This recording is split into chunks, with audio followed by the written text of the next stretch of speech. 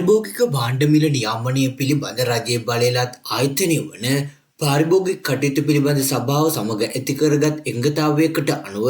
පාරිභෝගික වෙළඳපොලේ ලුණු මිල පහත හෙළීම සඳහා කටයුතු කරන බව ශ්‍රී ලංකා ලුණු නිෂ්පාදකයන්ගේ සංගමය නිවේදනය කරයි. පසුගිය දිනවල රජය විසින් ආනයන සීමා ලිහිල් කිරීම අනුව අවශ්‍ය තරම් ලුණු තොග ලැබී ඇති බැවින් ආනයනික කෑමට ගන්නා ලුණු පහත සඳහන් උපරිම මිල සීමාවට යටත්ව නිකුත් කිරීම ආරම්භ කර ඇති බවයි වාර්තා වන්නේ. ඒ අනුව කැට ලුණු කිලෝ එකක් රුපියල් 180ක් වන අතර ලුණු කුඩු කිලෝ එකක් රුපියල් 240ක් වෙයි. ලුණු කුඩු ග්‍රෑම් 400 රුපියල් 120ක් වන අතර ඊට මිල ගණන් යටතේ ඇසුරුම් කරන ලද ලුණු දිවයින පුරා බෙදා හැරීම සඳහා දින කිහිපයක් ගත විය හැකි බවත් ඉන් අනතුරුව එම මිල ගණන් යටතේ නිෂ්පාදකයන් විසින් ඇසුරුම් කළ ලුණු මිලදී ගැනීමේ අවස්ථාව පාරිභෝගිකයන්ට හිමි වන බවත් එම සංගමය සඳහන් කරයි. නීත්‍යානුකූල නොවන ඇසුරුම් සහිතව විදේශ රටවල පැකට් කළ ලුණු වෙළඳපොළෙහි දක්නට ලැබෙන බවත් එම ඇසුරුම් දේශීය ඇසුරුම් රෙගුලාසි උල්ලංඝනය කර ඇති අතර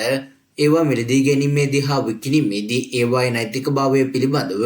අවධානය යොමු කළ ලෙස ශ්‍රී ලංකා ලුණු නිෂ්පාදකයන්ගේ සංගමය ඉල්ලා සිටී.